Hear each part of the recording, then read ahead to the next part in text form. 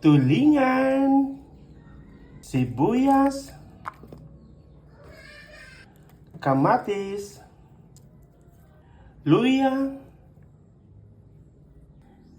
lagyan ko ng sili, asin, pamintang durog, kamyas, wow! At suka from Dato Puti.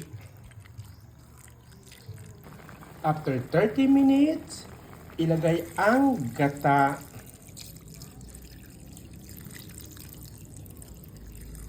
After 30 minutes, ilagay ang paklang ng pechay. 10 minutes, ilagay na rin ang dahon ng pechay. Ito na, kainan na. Ginataang tulingan na may pechay.